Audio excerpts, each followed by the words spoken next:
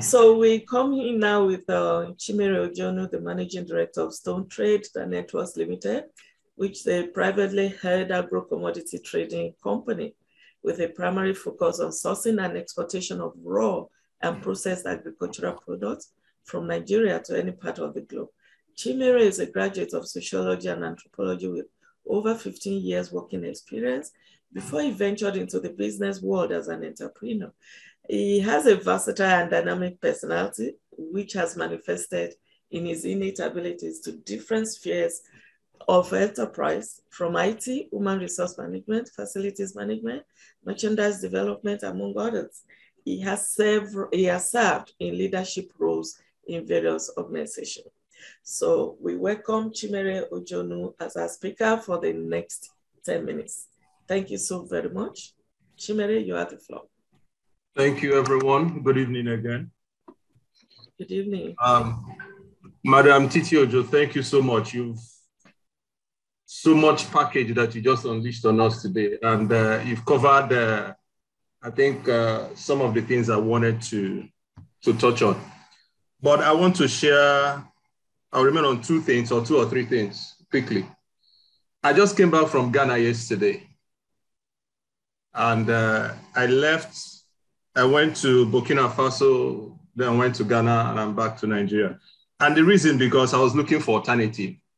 And I did that trip by road because I wanted to understand a few things. And the things I saw, I felt like crying. And I'm shaking my head. If we are not careful in Nigeria, we are done. Now, let me quickly just give you guys an email I got from Max Line. Max Line is charging me $750. This is the services they want to give to me. Empty pickup, positioning, stuffing, lift on, lift off, weighing, VGM, terminal handling charges, custom service charges, port charges, dressing materials, documentation for $750. That's in Ghana. Tema Port. Now I ask myself that question, why would I waste my time in Nigeria? The same product I'm getting in Nigeria, I can get it for Burkina Faso. And if I get that product, I can ship it from Burkina Faso transport it from Burkina Faso to Tema Port, and it takes about 3 days. And within 2 or 3 days, my box is on the vessel. Again, I ask the question, why do I have to waste my time here? We're Nigerians and we love this country. We want to make sure that things work. So it's difficult for me to understand what is going on. Manti, please, and I'd like to share my screen. I want to touch on something. Is that possible? Yes, please go ahead.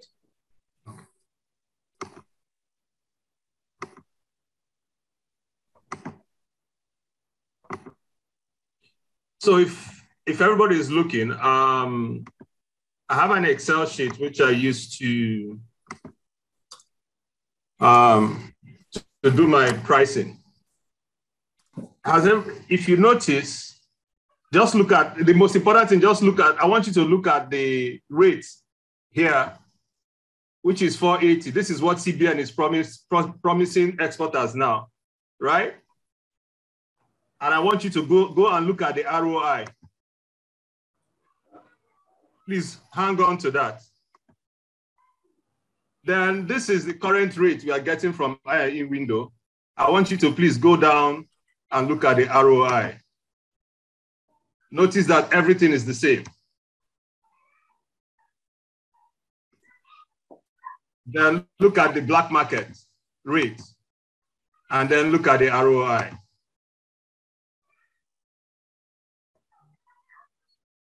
Do you need me to run through this again? I can take it slowly so everybody can understand it. Yes, please do that.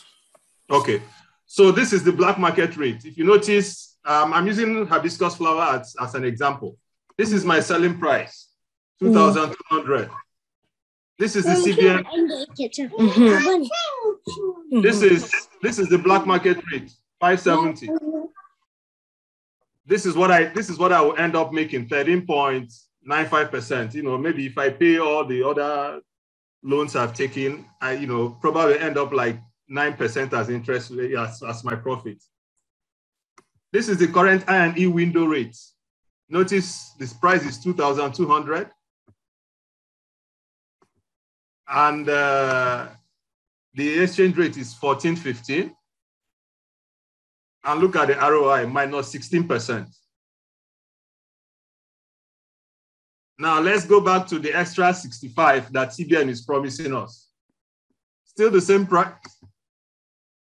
And if you look here, it's 480, 415 plus 65.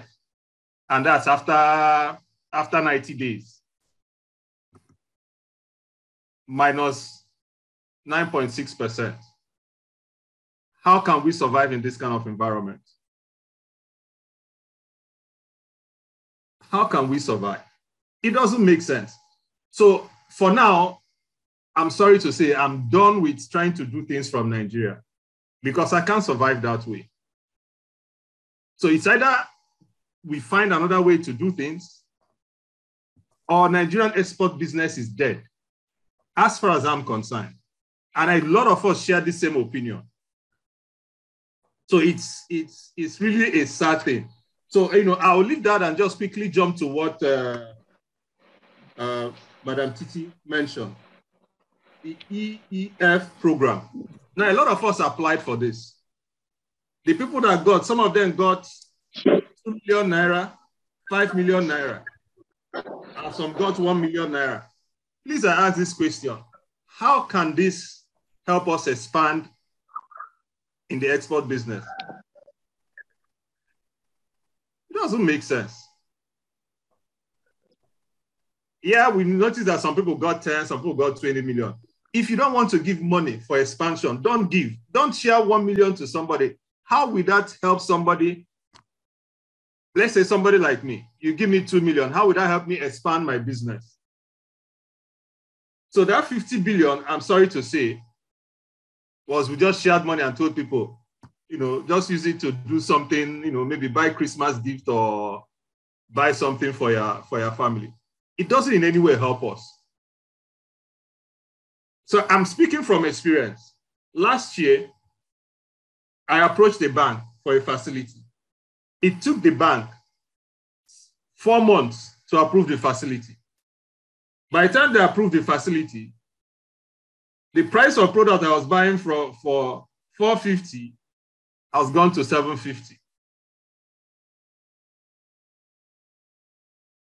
Until date, they are still calling me, do I still want the loan? I've never answered them. I just kept quiet. I don't reply to their emails because it doesn't make sense. So the issues we have, CBN is our #1 issue in this country when it comes to export business. I think I've mentioned this sometimes that CBN should not be in the process of lending money to exporters. CBN should be able to insure the money and give the commercial banks the free hand to be able to do this lending. Because I'm sure if the banks know that their money is insured, it's easy for them to lend to people so that they can do their business. So CBN, with all the kind of policies they've created this year alone, from December, I think it's August last year to date, it has killed my morale in doing business in Nigeria. I remember when one of the containers were leaving, 5 of them actually, when we went to submit our invoice, they came back and said no, that my invoice must be at a certain amount before it is approved. And I show you that I have a contract. Should I go and manipulate the figures in the contract? And tomorrow CBN will not ask me, where is my export proceeds that I don't have? You can't tell me to cap something at a particular price when I already have a contract. When I get paid, and if fall short of that, tomorrow the same CBN will come and tell me I've diverted the export proceeds. It doesn't make sense. So how do we solve this issue? speaking from experience again, one of the challenges we have is the people who do business. We have a lot of crooked people in this our business. People who will take money from you and will never do what they promise to do, even when you have a signed contract for them with them. So one of the issues we really need to address is to find a system, a court system that quickly addresses these issues. So that if I have a dispute with Mr. Boyede, it's easy for me to go there and they will call out within a month or that, those issues are sorted out as long as the facts are on ground. Not go to a court system where it takes me 10 years to be able to solve those issues. So that's a big challenge for us.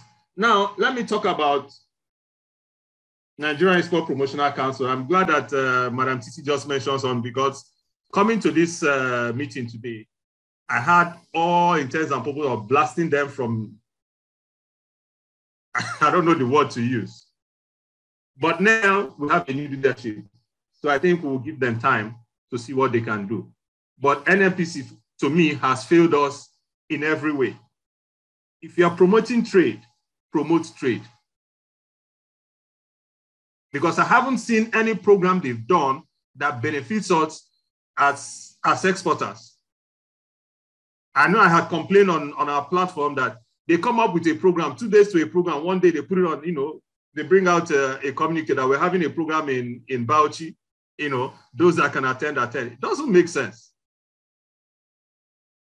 How can you bring out a program if you want people to attend and you're giving people 24, 48 hours notice? It doesn't make sense. And I believe somebody responded, I think it was Lady K, that said she spoke to somebody about it and they took note of that, if I'm correct. Lady K, am I correct? Not you. There was Mrs. Lola. Okay, Mrs. Lola, yes. So, and then back to customs. And now when I relate to customs, I relate them to civil servants. In a country where civil servants are richer than businessmen, we will never grow. We will never grow. Because you earn salary and I do business. So, if you follow the law of nature, I should have more money, than you do. But custom officers, look at the best buildings in Nigeria today owned by custom officers. Where are they getting that money from?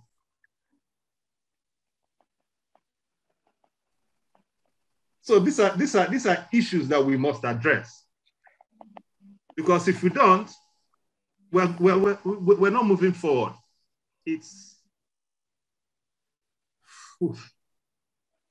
I don't even know where to begin. I was coming to this meeting and saying I won't get upset. I won't get angry. So I'll just try and point out some of the issues I've had in this my export business. And it's been so many that I don't even know where to count from. So I'm just going to leave it like this. No, you have 4 more minutes, please. Okay, so I have 4 more minutes. So lastly, the people's factor. It's very important. We need to find a way to make sure that everybody is accountable to their actions. If I approach you as my shipping agent and you do something that is wrong, I should have a way, without having to go to police that will tell me, come today, come tomorrow. I should have a way to sanction you. If you are the local market seller that I buy something from and you give me wrong product, I should have a way to either recover my money or make sure you never do that kind of, you are out of business entirely. Because if we begin to hold people accountable to their actions, I think things will greatly improve. Lastly, going through the roads, all the border roads, wonderful, Burkina Faso, Ghana. But when I got into Nigeria, right, from Seme border to Maitu, It took me the same amount of time I took from Lome to Seme. So how can we move goods across? I don't understand. I really don't understand. So I'll leave it there, and hopefully in the open discussion we can discuss some of these things. Thank you. Thank you so very much. Yeah, I can imagine the frustrations just like all of us were imagining it. And thanks for sharing, and thanks for sharing your experiences. Okay, you can stop sharing from your end now. Yes, that's what I'm trying to do. Okay. Thank you very much. Mr. Boyede, are you there? It keeps going in and out. Coming out, yes. I keep being kicked out, but don't worry. I will. The more they kick me out, the more I come back in. I'm here. Okay, you want to comment before we go to the next? Yes, I want to also thank Chimere. The truth is to convince or to sway the position of lawmakers, they're always asking for evidence. And I think that you have given evidential justification for a change in the dynamics of how export is made. I mean, it's done out of Nigeria. And of course, whatever it is that is being produced as the outcome of this meeting, the slides, especially the calculations and analysis that you have provided, they are wonderful. The experience you have provided, they are also wonderful. But please, don't join. They used to say brain drain when people were going. Now, when companies are moving, what do we call it? Company drain? Please don't join the company drain. Let's see how the MDAs, especially the lead agency, responds to these challenges. I don't know in the near future, but I'm very sure that things are set to change. Thank you again, Chimere.